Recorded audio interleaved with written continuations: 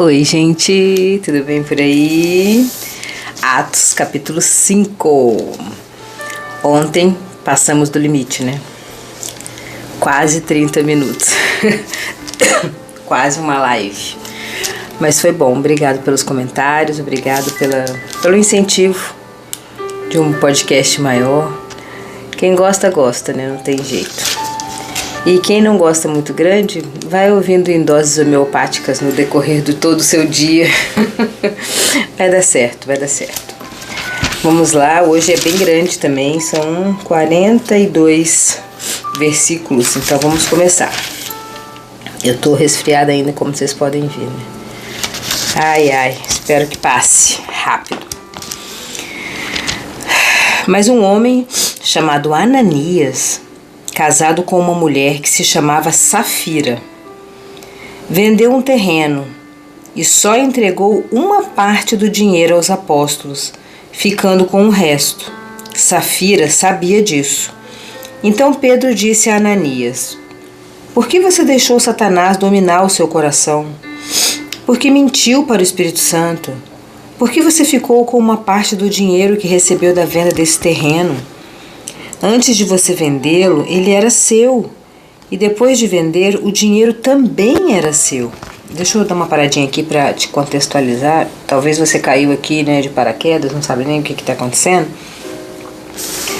Aqui no capítulo anterior, nós lemos que eles dividiam as coisas, né? Eles não deixavam ninguém passar necessidade. Eles fizeram uma igreja diferente. Antes a igreja era os sacerdócios lá em cima e todo mundo era seguidor, né, servidor daquele povo lá. Aqui nessa nova igreja, quando o Espírito Santo virou um outro tipo de coisa, ao invés de ser no templo, ele habitava dentro das pessoas agora, era um Espírito Santo. A gente usou o exemplo do celular, antes era um computador nas casas e agora é um celular, cada um tem o seu. O Espírito Santo agora vive dentro de nós, cada um tem um pedacinho do Espírito Santo dentro de si.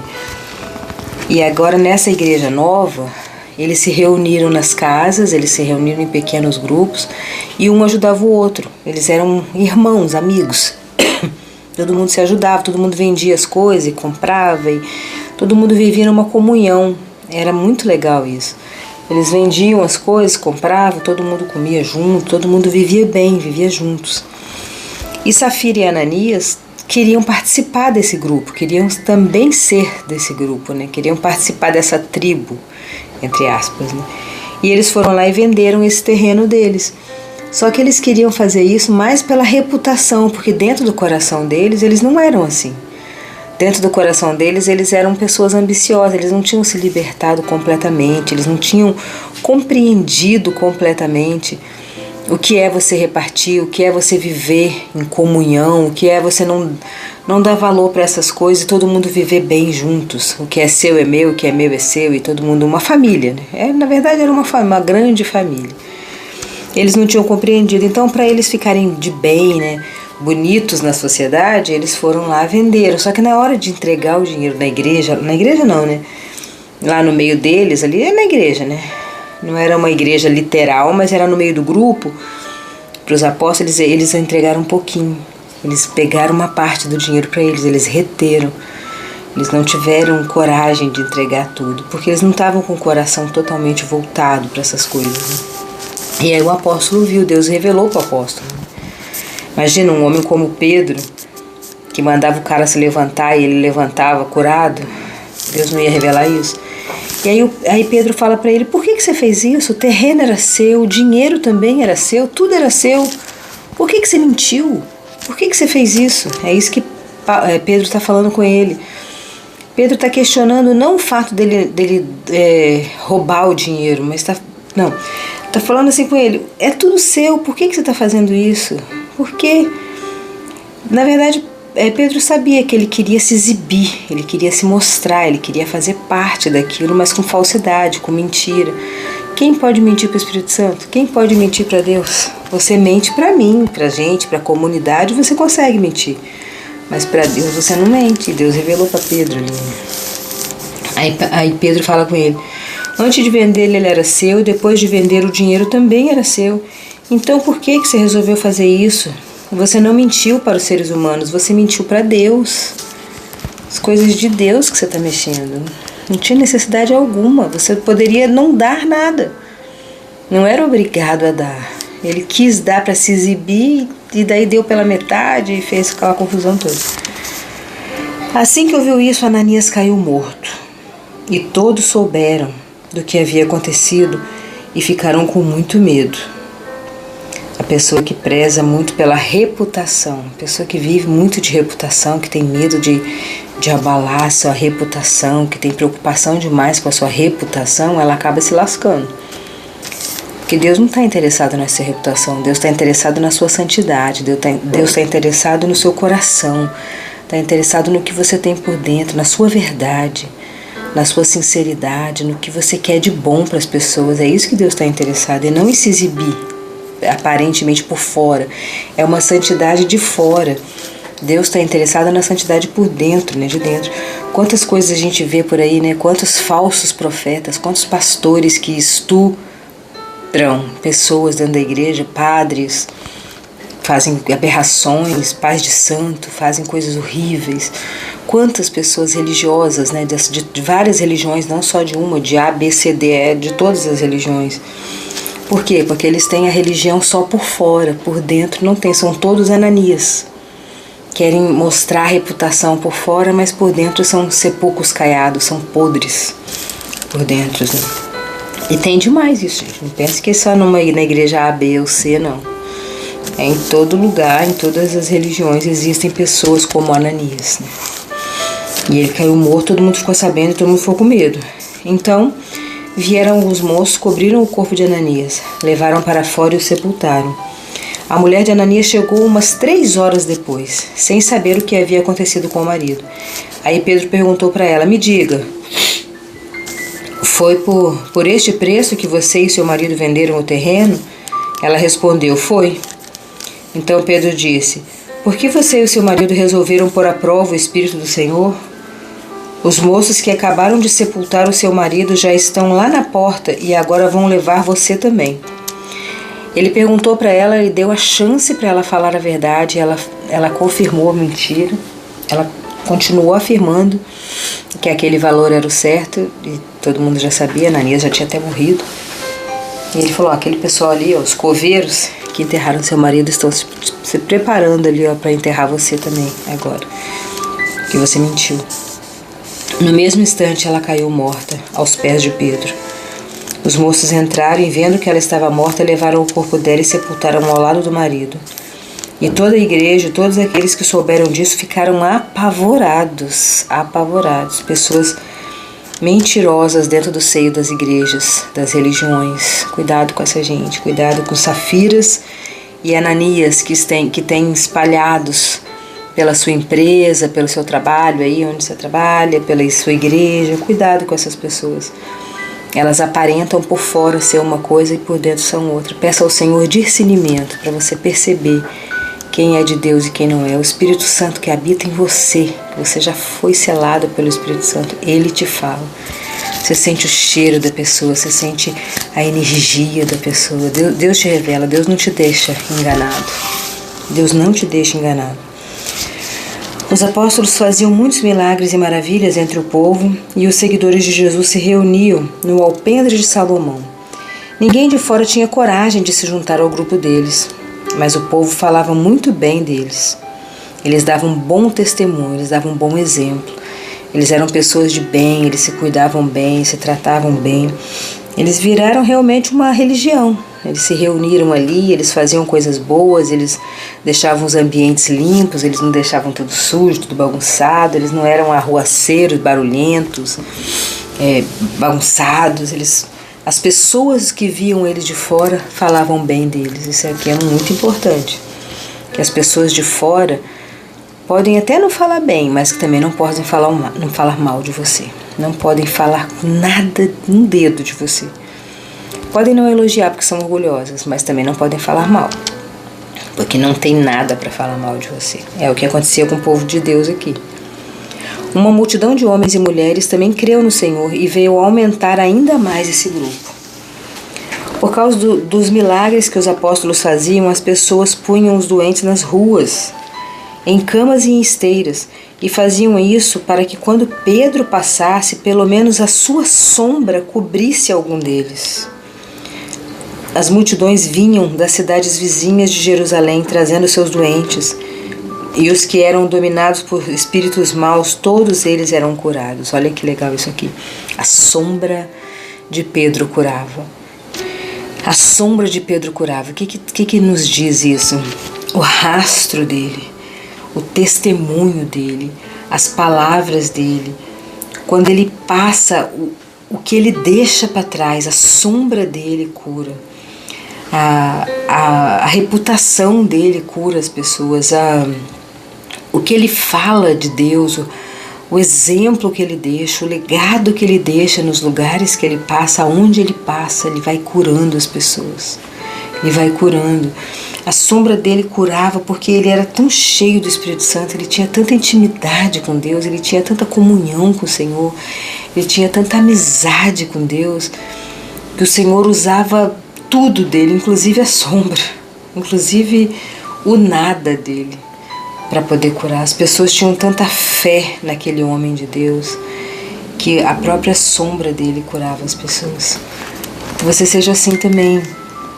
Que as pessoas, quando você não estiver perto, quando tiver só a sua sombra, só o seu pensamento, só a sua lembrança, que a sua lembrança traga alegria, traga sorriso, traga aconchego no coração das pessoas. Que a sua lembrança no coração das pessoas traga falta, que as pessoas sintam saudade de você, que as pessoas te desejem coisas boas, que as pessoas se lembrem de você e falem: ai, Deus abençoe a Cláudia onde ela estiver, que Deus abençoe a família dela, que Deus abençoe os projetos dela, que as pessoas tenham essa bênção na boca quando lembrarem de você, que a sua sombra venha curar a alma dessas pessoas, venha trazer sorriso para essas pessoas. E a gente pode tirar vários exemplos dessa situação aqui. Cada um que vai ler essa passagem vai trazer um novo ensinamento para a gente. O de hoje é isso. Que o seu passar na vida das pessoas, que a sua sombra na vida das pessoas venha trazer boas recordações quando você passar, quando você deixar só a sombra.